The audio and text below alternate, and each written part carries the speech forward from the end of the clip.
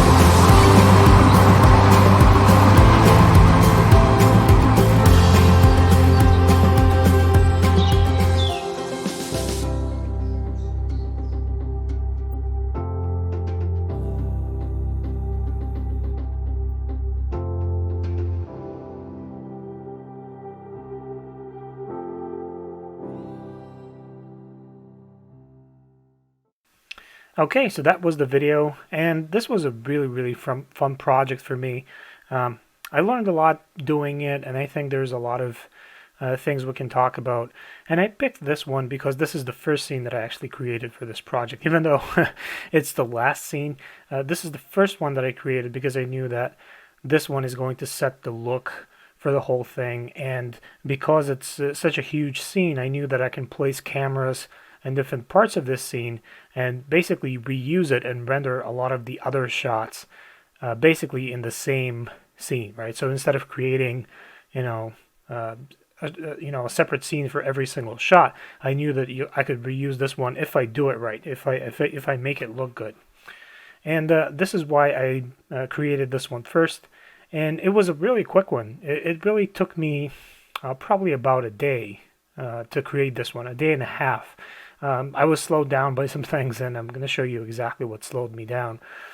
But it was, I could have probably done it a lot faster. The things that slowed me down really were the fact that I didn't really look at any reference, but I didn't because I really wanted to feel like an artist this time, like a concept artist, right? I wanted to almost create this concept as if I was painting it and not really doing 3D. And the only way for me to do that was through the Cosmos library, which we're going to talk about.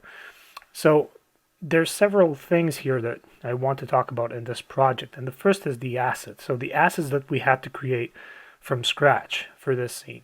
So we're going to talk about those. Then we're going to talk about the Cosmos library, which, like I said, it basically freed me, right? It freed me to do art without really having to worry about stuff like, trees, for example, or grass, or any kind of vegetation in this case that I needed. Because, who cares about stuff like this, right? Stuff like trees and all of that, because that's generic assets. You can get those. Why spend time making them? If I had to make all of these assets that we see here from scratch, I would have spent days just to create those, right? And modeling is just one part. Then you have to find textures and create materials and make sure that these materials look good. Well, the Cosmos library fixes all of that. You have beautiful materials, you have great models, textures, everything. And I'm going to show you how that works. It's a really powerful asset. Now, then, like I said, we're going to talk about materials. We're going to talk about the lighting, which is really simple. In this case, you're not going to believe how simple it is. And I reused it. I used the same lighting for every single shot. And then we're going to talk about ACEs, how important it is. And I think because it's so important, we have to talk about it. And I used ACEs for this entire project, and it looks amazing because of ACEs, with very little color correction, as you will see. We'll talk about my render element setup, and finally, we're going to take a look at the comp. But this is after everything else. Okay. So this is kind of our plan. So let's go into Maya and see how that works.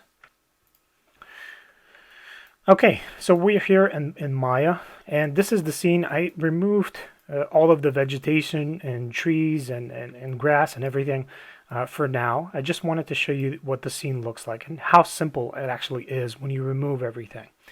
So everything that I had to do here was basically model these electric poles, this terrain that you see here and the mountain. And I actually started with the mountain. Like I said, I didn't know what I was going to do, so I really approached this as an artist. So if you're an artist, what are you going to paint first? Well, you're going to paint the biggest thing, right, which is the mountain, right? That's the thing that you see most in this project. So if I go back here to the render, you can see that the mountain takes a good chunk out of this image. And the thing that I wanted to make very, very good with this mountain was the silhouette, because I knew that that is the thing that you're going to notice first, the contrast between the sky and the mountain. And I created this inside of Houdini. And the reason why I chose Houdini, well, first, I work at Chaos. We have access to all kinds of software. But Houdini has amazing tools for creating stuff like this, especially mountains. It's the Houdini terrain tools are absolutely amazing. They're volume-based, so you're basically manipulating 2D volumes, and it's super fast. I really recommend that you check it out.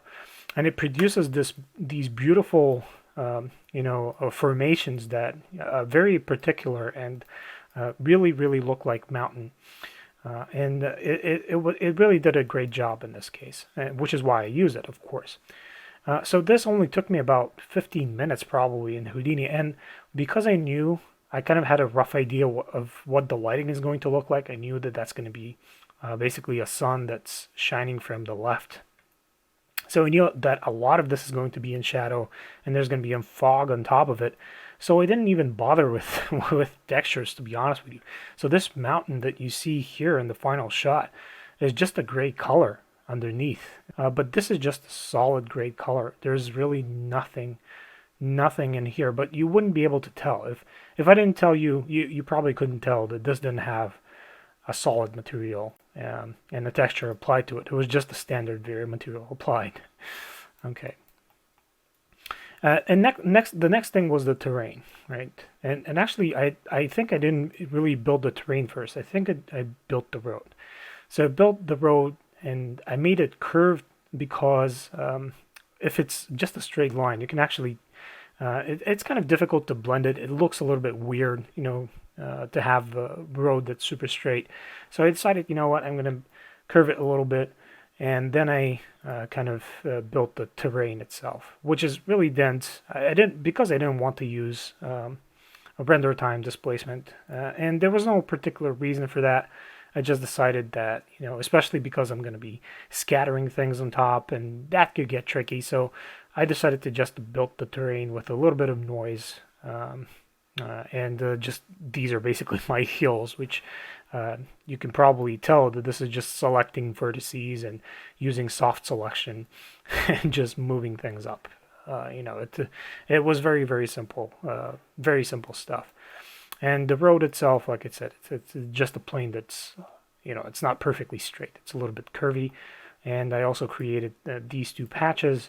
Again, these are just for the dirt that's around the kind of around the road. And these things, they were really, really simple to build. Again, these were modeled. I modeled them in Max because I'm not very good at modeling in Maya, so I modeled these in Max, and the terrain as well. It was modeled in Max as well.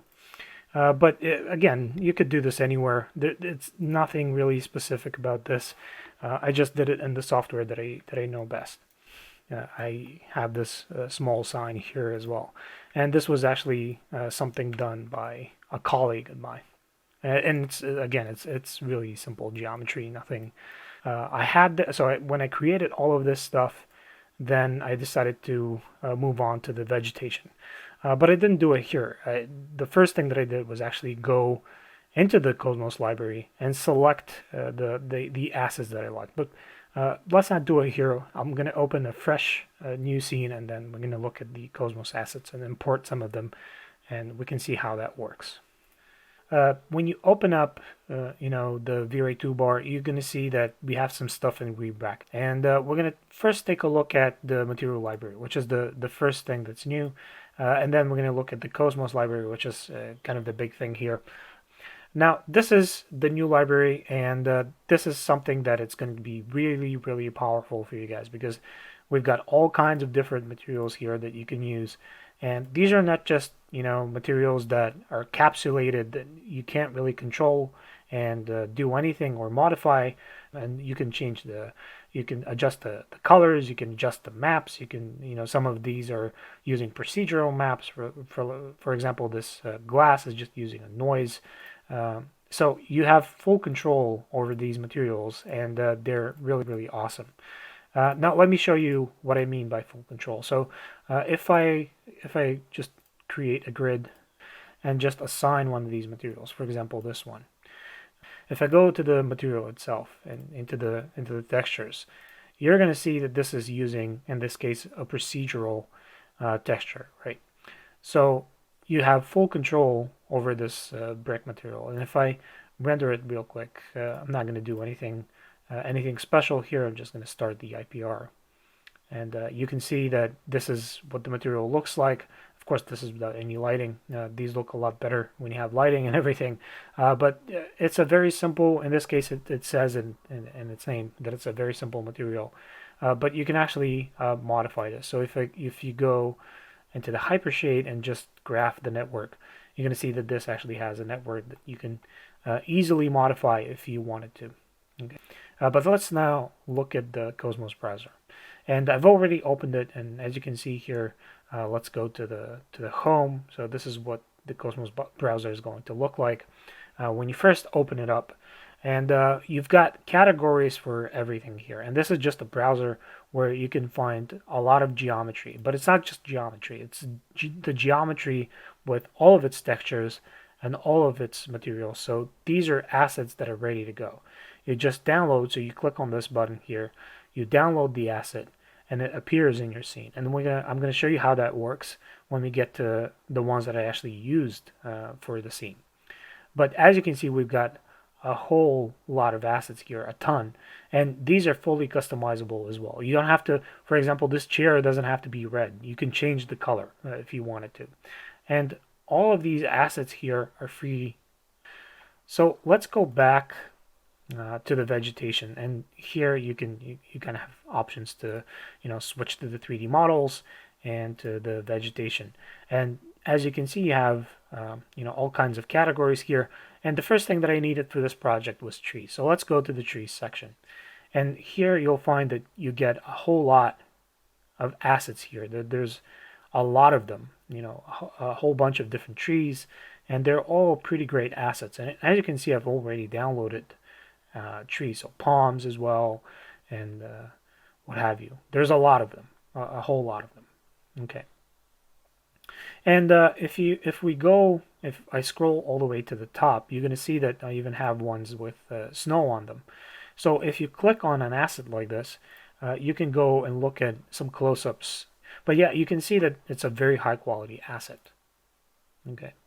And if I scroll down, I'm not going to download one now because my internet connection is really terrible. But you know what? Let's try it. Let's try it and see how much time it will take to download. And like I said, my internet today is not all that great. If you have a good internet connection, this is almost instant. So once this is downloaded, then I can import it into my scene very easily. Just click on this green icon here, and that's it. I've imported my asset. And when you look at it the first time, it's going to look like this. So it's going to have a preview geometry, and this is just basically a V-Ray proxy, right? So you can go here and just change the display method and view the full geometry if you wanted to. And again, this is a pretty high quality asset with it's the roots and everything. Okay, which is pretty awesome. And if I render this, of course, we don't have any lighting. This is probably not going to look all that great. But as you can see, it has materials as well. And if I go to the hypershade, you can see that I have all the materials here for this asset. So if I graph the network, I can see how this material was created, and I can modify it if I wanted to. So if you're not happy with the leaves, you're not happy with the texture, or you want to color correct the texture, or do whatever, you can do that very easily. When you think about it. And this is how I was able to make that scene so quickly, because I really didn't have to do anything special when I was creating it. And there's other categories as well. So then there's flowers and grass. I used these as well. There's rocks, as you can see. All of these are scanned, pretty high quality rocks, and there's also a lot of awesome grass assets here, and flowers and things like that. So I will leave you to explore this on your own, and we're gonna get back to our other scene, which was the one with everything scattered in it. So I'm going to load that up, and I'm going to see you there in a minute. Okay, so we're back at the scene, and I've enabled all of the mesh objects here, so we can see all of the trees and all of the grass and all of the assets scattered. Now I've reduced the number, the point number, because I just don't want to show everything, all of the assets here, because it becomes really heavy in the viewport, because there's a lot of them. If you look at the final result, this is really dense. So there's a lot of instancing going on here. Of course, a lot for the mountain as well. And this, like I said, becomes really heavy in the viewport. So I work with a reduced number of instances. And then when it's time to render, I up that number to where it needed to be. The only reason why I wanted to talk about these is to show you my workflow when I'm scattering things. So the way I do it is basically create a separate mesh for more or less everything. So for example, I created a mesh with scattering trees for the mountain, and for the trees on the right side and the trees on the left side, for the grass and flowers and things on the right side and then on the left side. So this is kind of my workflow, and it's much easier to do it this way than if you had one big one for, let's say, all the trees and one big one for all the grass. I think that this is a lot easier because it gives you a lot more control when you have these separate. And another thing that you might notice, you see how this forms a line here. This is because I didn't scatter things where you wouldn't see them. So the next thing, and I'm just going to squeeze in some additional information in here about the lighting, and I decided to talk about it here and not have it, not give it its own section, because it's actually very simple. And believe it or not, all of the lighting for every single scene in that video that you saw was just one dome light. Okay, that was basically it. And I got the HDRI from our Cosmos library. So if I go back to our library and just go to the lighting, time lighting, you can see that we have all kinds of HDRIs. Again, they're free to be used, free of charge. And all of these, I just basically picked one of these and used it here. So if I go to the texture of this dome light, you're going to really see that it's just one HDRI. And if I have my dome light selected, I just click and I'll get the HDRI where it needs to go. And I'm just rotating this HDRI for the different scenes. So for example, for this last one, this is the rotation. So for the last shot, this is the rotation that I used to get the look that I wanted, which places the sun somewhere in here, and you get that beautiful backlit trees and all of that, and you get the fog here and everything. The fog settings, they're pretty standard. I guess the only thing that's a little bit different is that I added a color here. Just to filter everything through it, but that's about it. The pretty standard settings. I'm scattering GI as well, and that was basically it. So nothing really too amazing about the fog. And one thing that we added to the lighting, to the dome light, and to all of the lights in V-Ray 5 is atmospherics contribution. So if you're not happy with your atmospherics, in this case I didn't use it because I was actually happy with it. I kind of liked how you get the God rays here and everything. But if you wanted to increase or decrease the contribution of said dome light, then you only have to adjust this slider here. So it's similar how you would adjust separately the diffuse or specular contribution. Now you have the same thing for adjusting the lighting with the dome light.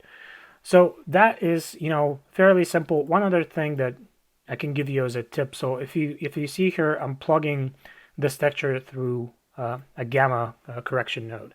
And when you lower the gamma on an HDRI, it gets sharper, okay? It's almost as if you're creating a sharper source of light. And what that does, in this case, it will produce sharper shadows, excuse me, as you can see here. And another thing that it does, it produces God rays. Okay, so if I leave it by default, this is not really all that apparent, and the shadows are not as sharp. But if I decrease the gamma a little bit, it dramatically changes the way the whole lighting works. So I would suggest that you play around with this and see how it works. I'm not going to do it here because, like I said, this scene is pretty heavy and we don't have a lot of time. So let me just continue with the next example, which is going to be looking at this caravan that I've got here. And this particular asset was created inside of Blender. The guy that created it is a colleague of mine. He modeled everything in Blender, and I think he textured this in Substance. But that doesn't matter. This obviously has a rig. I removed the rig for this example. We don't need that. We just need the geometry, so I can show you this new decal feature and talk about aces. So again, I'm going to talk about two things at the same time. Hopefully that's not confusing. I'm just trying to squeeze in as much information as possible into this lecture. In order to show you the aces workflow and the decal, I need some lighting. So let me just create a dome light very quickly. And I'm going to use some of the Cosmos HDRIs. And I've already downloaded one. So clicking on this green arrow, like I explained, is going to put our HDR into the diffuse or into the texture slot of this dome light. So, and as you can see, we've got here the color space as an alias, and that's what Maya calls them. It calls them aliases. So if I go to utility, you're going to see we have this linear sRGB alias that I can put into the name, and Maya will recognize that and automatically use the right color space, which is great. That's one way to do it, and we can also do this manually, and I'm going to show you how to do that if you don't have tags in your textures, but I really encourage you to do so. Now, ACES is going to be the default color space if you have this OCIO environment variable. So if I go to the environment variables and just check them out real quick, you're going to see that we have this OCIO environment variable that I set real quick. So you have to go to the OpenColor.io website and download ACES, and when you do that, you just put it somewhere, and in this case I put it in my documents. It doesn't matter where it is, and you just create an environment variable that points to this config OCIO, okay, which is inside of the ACES folder. That's all you need to do, and everything else is going to be handled for you. Now, by default, if we go to the V-Ray settings, you will see that the color space, so under color mapping in the V-Ray settings, you're going to see that it takes this from Maya, from the Maya preferences. And Maya is going to be set in ACES. Now, I would recommend that you stick to this. So if you want to change, instead of changing it here, just change it globally for Maya. I think it's going to be better that way, and I'm going to show you why a little bit later. So let me just render this out, and as you can see, I've already done that. I've already experimented a little bit. And as you can see, this works. It works very well. And now we're looking at this in ACES. So if you look at my display correction, it's actually using the OCIO library, and V-Ray has detected that there was an environment variable and set all of the settings the same that are there in Maya. So if I change something here, for example, let's say that you have a monitor that's set in P3, I just changed to P3, and you can see that not only this changed, but also the Maya, the settings in the viewport also changed. So this is why I think it's really cool to use the Maya settings instead of the V-Ray ones, because V-Ray will actually be linked to the Maya preferences, and you can actually adjust the settings globally, which is pretty cool. But in this case, I have an sRGB monitor, so I want to view things in sRGB. I'm not going to go into great detail what all of this means and how to control it. You can find pretty good tutorials online. I think that we shouldn't make this more complicated than it already is. But we basically have aces. We just need to worry about the textures a little bit. And I'm going to show you what you need to look out for when I show you this new decal feature, which is going to be right now. So the decal is actually an object. So if I scale it a little bit so we can see it, this is what it looks like, okay? And the decal is just, like I said, just an object. It looks a little bit strange, I know, but this arrow, what it does, it's just pointing into the direction in which we're going to project the texture. Now, if I render this now, well, nothing is going to happen because firstly, we don't have a material applied to this. And by the way, the decal works with materials. So you're not really projecting just a diffuse texture, you're actually projecting the whole material. So let's set up a material, and as you can see, I've done some experimentation on my own, but let's delete it and start from scratch. So I'm going to create a new V-Ray material, just a standard one, and I'm going to go here into the diffuse slot and just pick a texture. Okay, so I have a decal texture here, so let me just use this one. Now, because this texture doesn't have any tags, you can see that Maya doesn't really know what to do with it.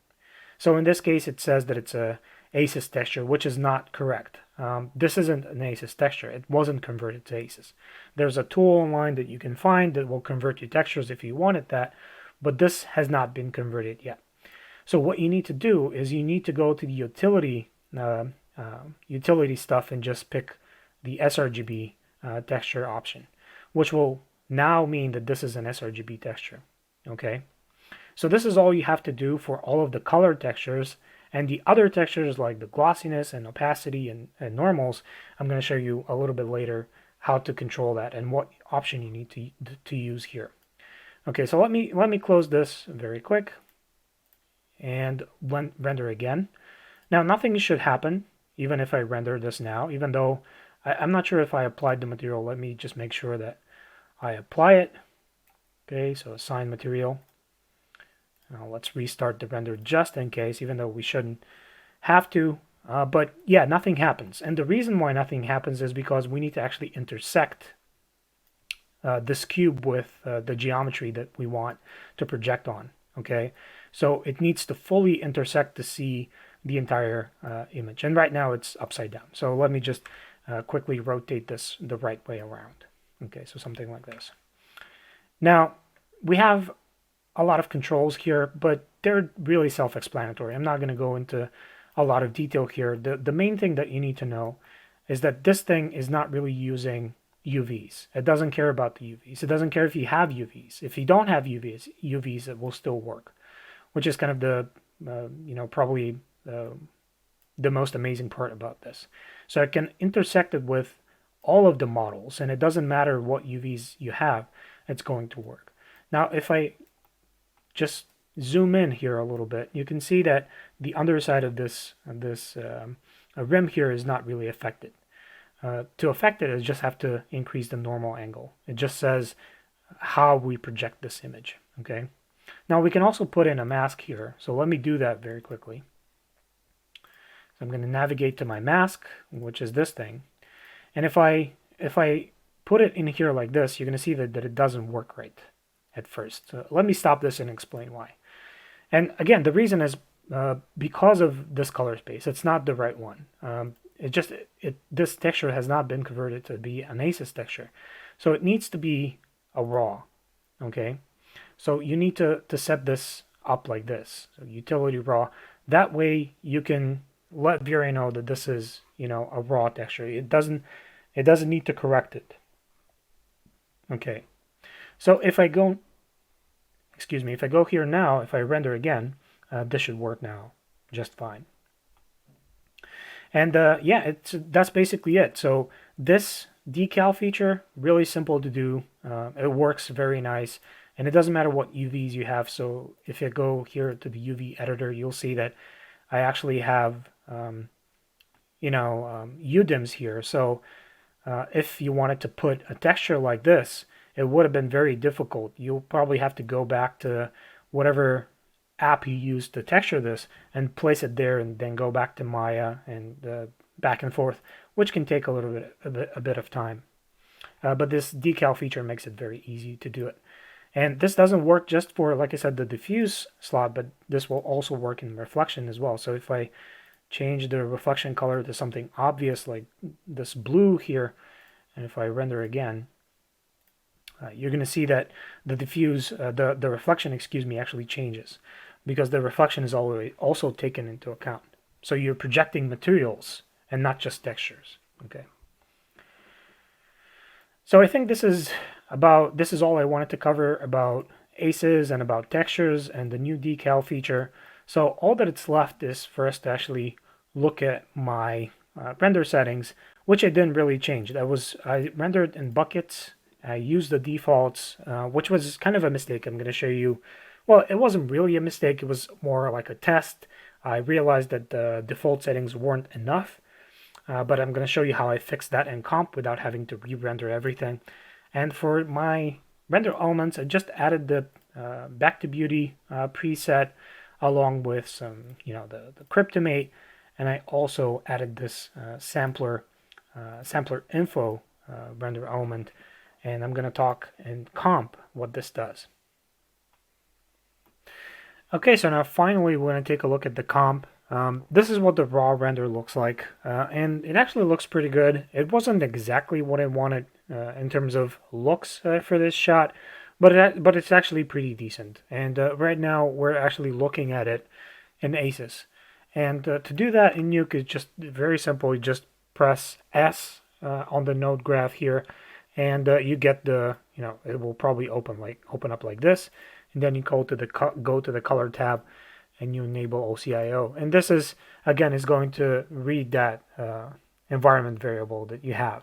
Okay, OCI environment variable is set, and so everything here will be handled for you automatically. You don't need to worry about this stuff. Okay. So now what you see here in the Nuke viewport is going to look exactly the same as in the frame buffer, which is absolutely awesome. It's great. And I didn't do any color corrections in the frame buffer, by the way, because of this, because I knew that I'm going to go to Nuke and I'm going to do all of this work here. Okay, so before I explain what all of this is, and I know that it looks a little bit complicated, it looks a little bit involved, but it's actually nothing really amazing here.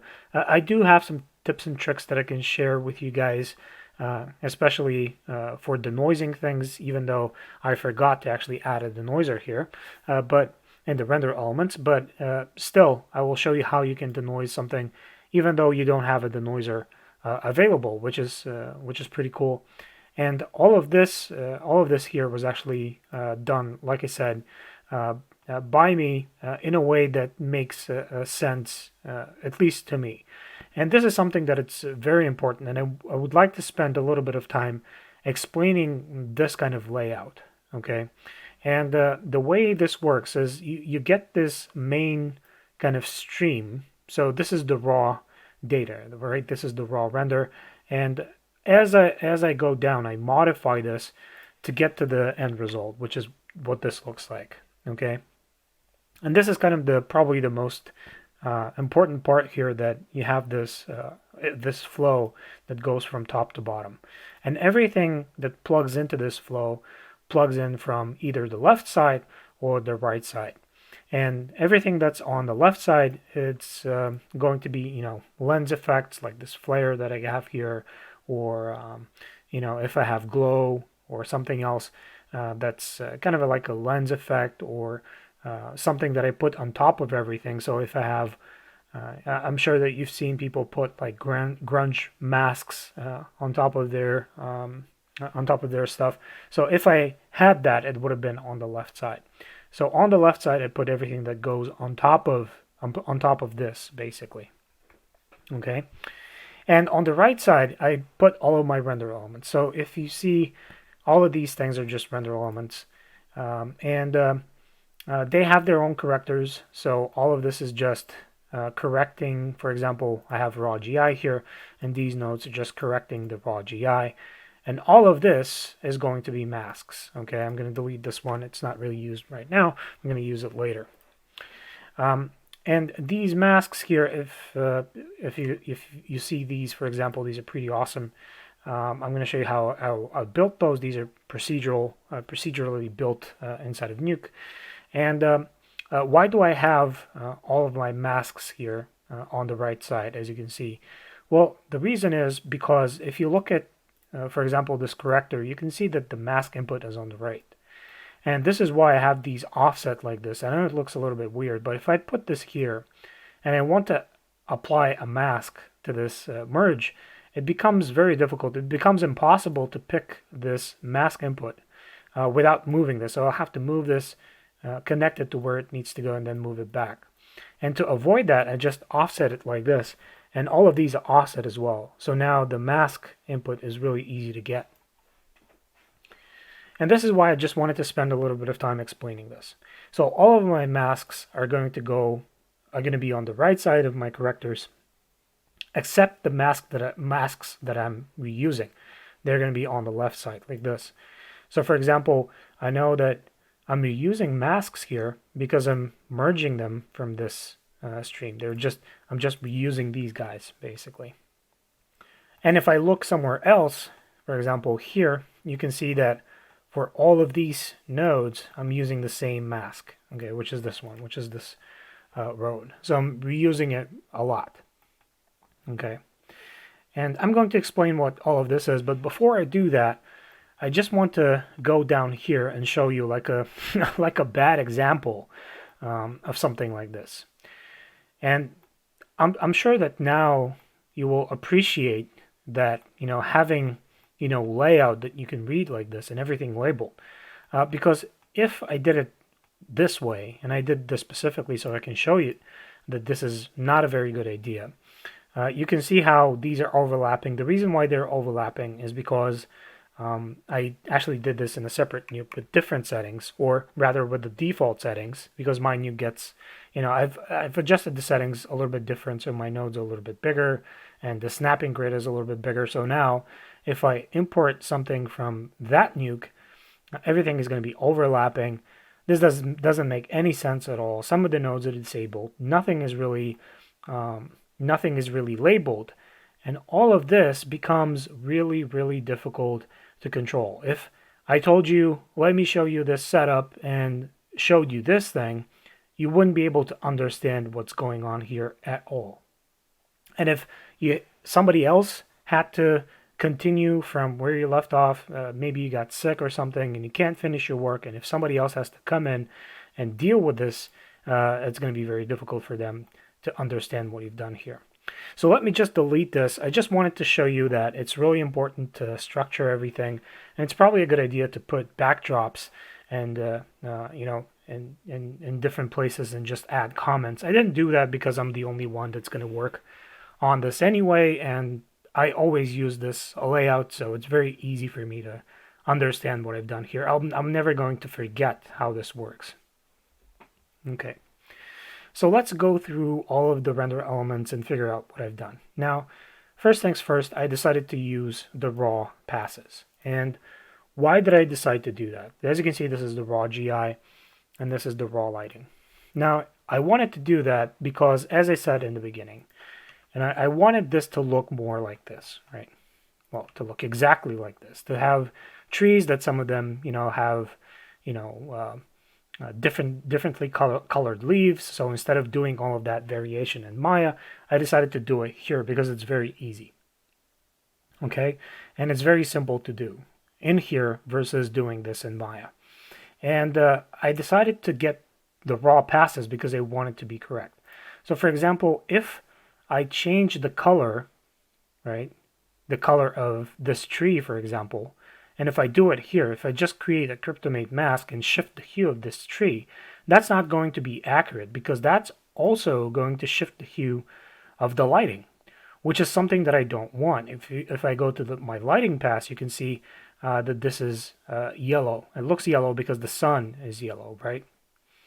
And if I shift the hue now, this is going to become some different color, which is not going to be correct because the color of the light for everything else is going to be different, okay, except for this tree, which it's just not going to work right. So if you look here, the color is red or yellow, but here it will be green because I shifted the hue, for example, which is not accurate. Now, if you've never used the raw passes, it's very easy to use them. You just have to multiply them by the diffuse. So if you look at the diffuse filter, these are all the textures that I have. This is all the texture information. Okay, and these are all decals, by the way.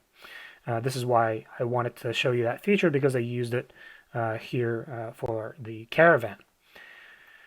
Now, imagine that you want to adjust the colors to these things. Well, that's very easy. If I go here, you can see that that's exactly what I've done. So if I go through my correctors one by one, let's look at the last one. You can see that I've adjusted the colors for everything.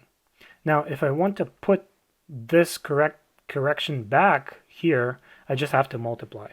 So if I do a merge, and it doesn't matter which way I multiply these, okay, and I just say multiply, this will give me my lighting pass. So if I shuffle my lighting pass, just so we can compare, and look for lighting. Okay, so this thing, let me connect it up real quick. So now these two are identical, with the difference that I can actually adjust the color only to the diffuse and not the lighting. So if I create a hue correction, and let's say that I want to desaturate, these two colors, right? So if I desaturate them here, you can see how that works, right? It works correctly. But because I still, even though I've desaturated these colors, and I think I did it on the luminance, so this is not really desaturation. Let's do it again with desaturation only. So now I've desaturated these colors, but you can see that I still get the color from the sun. Now if I do the same, if I copy and paste this and do it here, you can see that this is not correct now, because not only the color changed, but also the saturation of the lighting changed, which is not something that I want. Which is why I did this to the raw passes and not the whole thing.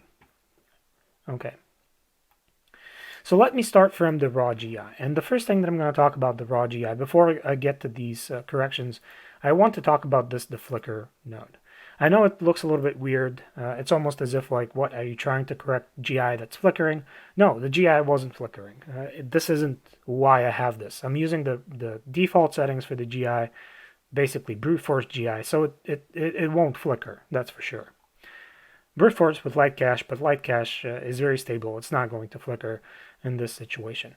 The thing that was flickering was the noise. So if I zoom in a little bit to the raw GI, you will see that I have quite a bit of noise everywhere.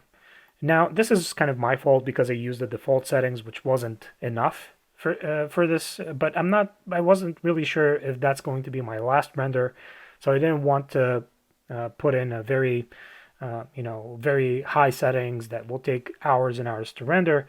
I wanted to do something that's, relatively quick.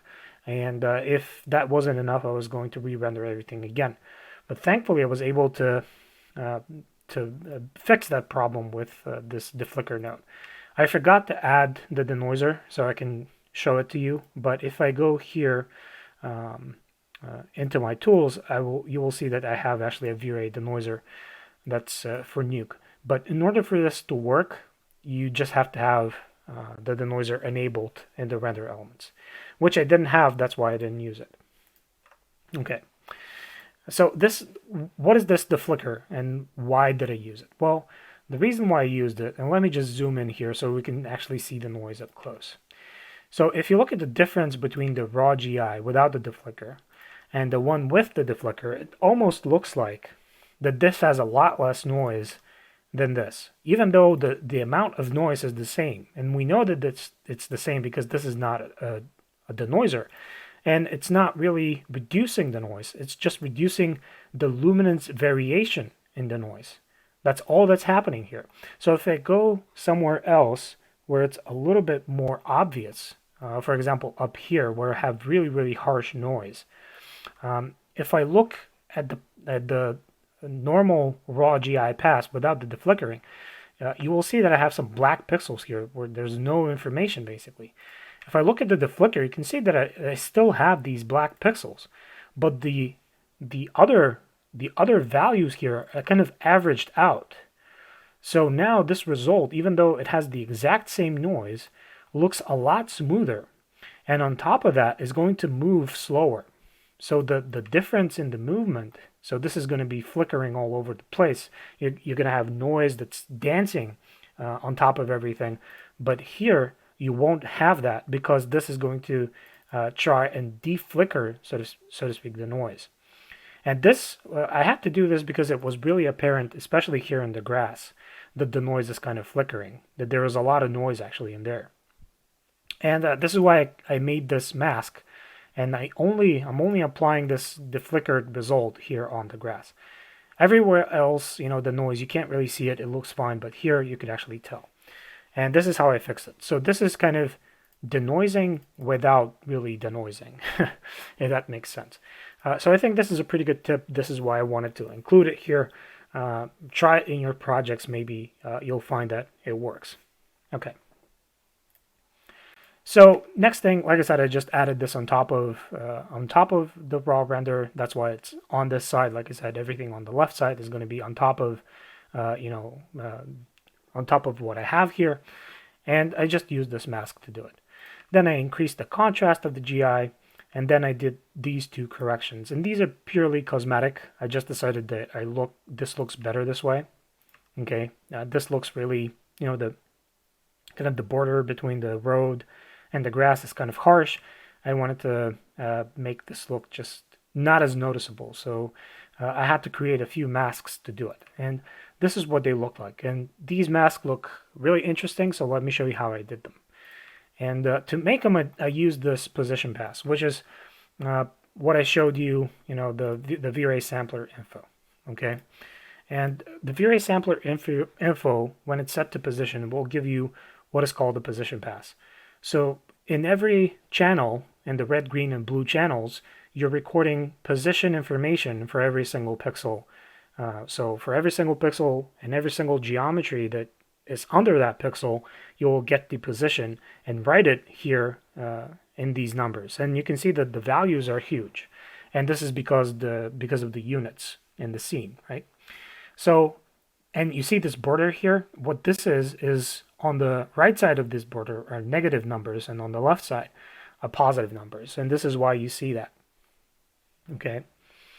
And so if I remap the values using a histogram and just remap them from the range of minus 50,000 to range plus 50,000, which will put everything into 0 to 1 range, you get this thing. And then it's very easy to actually control it. So now I can get one of the components and create this gradient and mask it using the Kryptomate. And just to show you how you can play around with this thing, okay, so let me just hook this up here. And this, you can control these gradients with black and white point. So if I move the black point, you can see how I'm basically adjusting the gradient, okay? And if I go too far, it's going to flip to the other side because these are, like I said, these are the negative numbers and these are the positive numbers.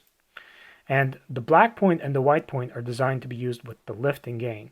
So the lift is going to work with the black point and gain is going to work with the white point. And kind of, in this case, it kind of provides a more fine control over everything. And if you look at the labels, you will actually see that the gain is actually called white, okay? And this is actually called black. So these are designed to work with these. And this is why we have separate multiply, which does the same thing as the gain. But we have it separate because it's designed that it's almost assumed that the gain is going to be linked with your white point. So we would want to make additional adjustments to the gain separately, like this, which will give you very fine control over your gradient. So this is exactly what I've done here. And yeah, just creating these masks. They were really, really useful in this case. And I didn't even include these bushes in here. I didn't need to. And this is what this does. And then I merged the lighting, which is exactly the same. I didn't change it, and then I multiplied by the diffuse. So this is, in effect, my total lighting, but I've now corrected the diffuse. So let's look at the diffuse filter, which has the most kind of corrections. And this is because I was lazy, to be honest with you.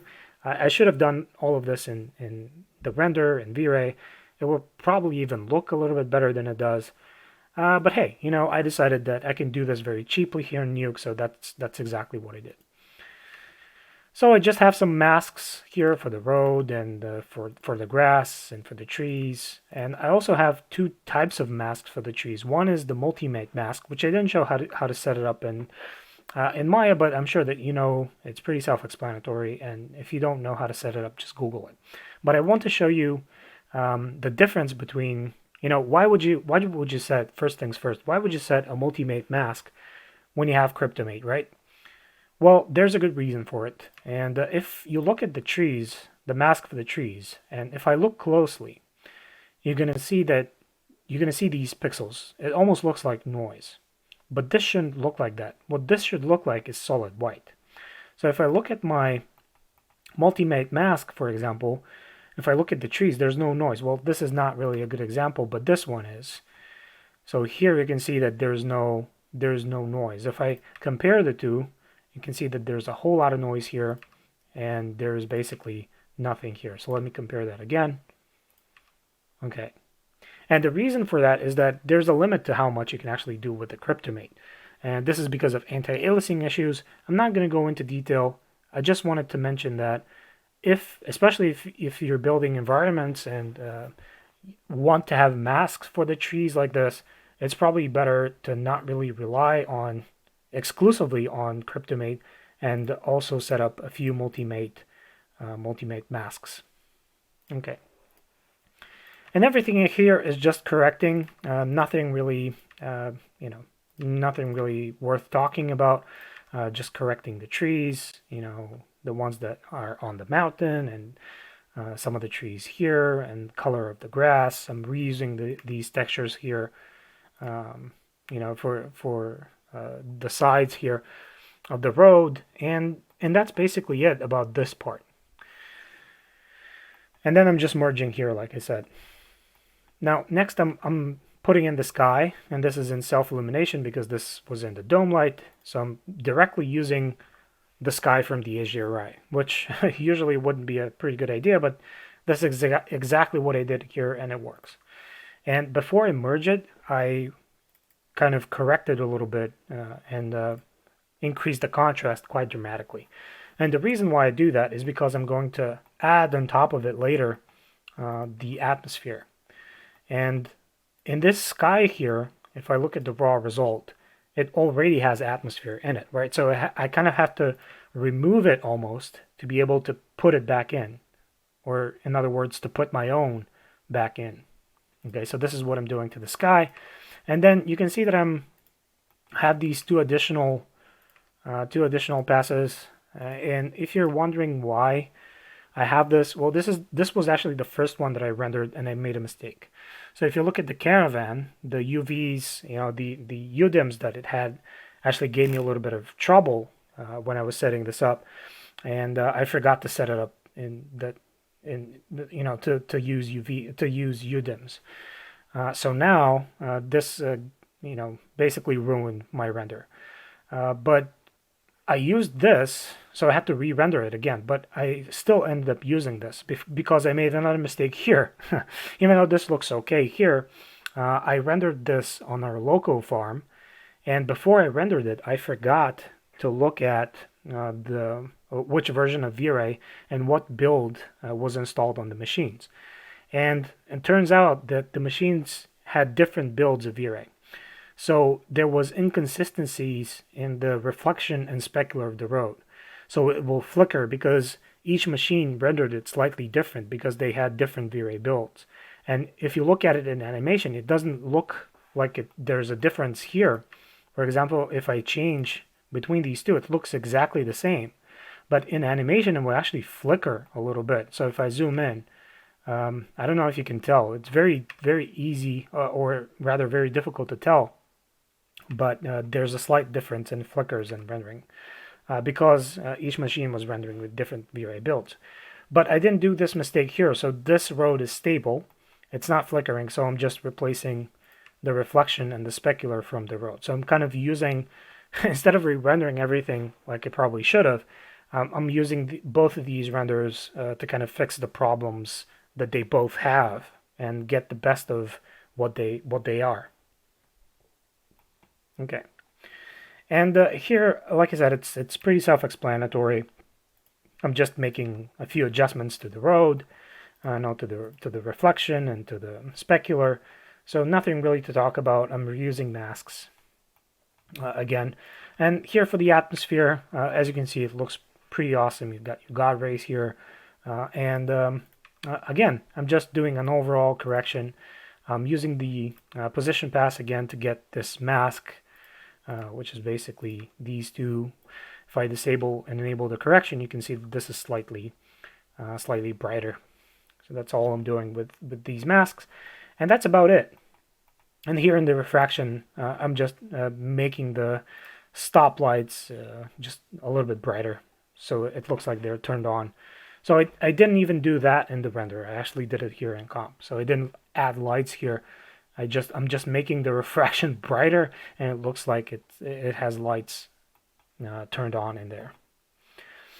Okay, so then I'm merging everything like this, and that's about it. Then I'm just adding the glows. So if you look at here, this is without the glow. This is with a little bit of glow here, and this is done by using our own lens effects tools, which is in the V-Ray tool. So V-Ray lens effects, you can download that from our website. And all of these are just settings that you can see in the frame buffer. And if you put this into effect only mode, this will give you only the result, and then I'm just merging it back in and I'm mixing the amount. Instead of doing this, which is going to be really, really strong, I'm just mixing the values a little bit. And then I have another one which is going to be for the bright spots on the Caravan. Okay. And then on top of all of this, I'm merging, and you can see that the color here for the trees works right now. Then I'm just doing some additional color corrections. I'm merging in the flare. And I guess the only thing that you might like is this last bit here, which is this is a blur node, and I'm just blurring the red channel, which will produce this kind of a red halo around the bright spots, which is something that actually happens if you look at film cameras. It kind of makes the whole image look a little bit softer. And then adding chromatic aberration on top of that, which is really easy to do. Just increase the scale a little bit and disable one of the channels, and you get chromatic aberration. And that's about it. So this is everything that I wanted to show you guys. I know that I squeezed a lot of information into not so much time, but I just wanted to talk about these things. Hopefully you learned a lot, and if you have any questions, now is a good time to ask. Thank you.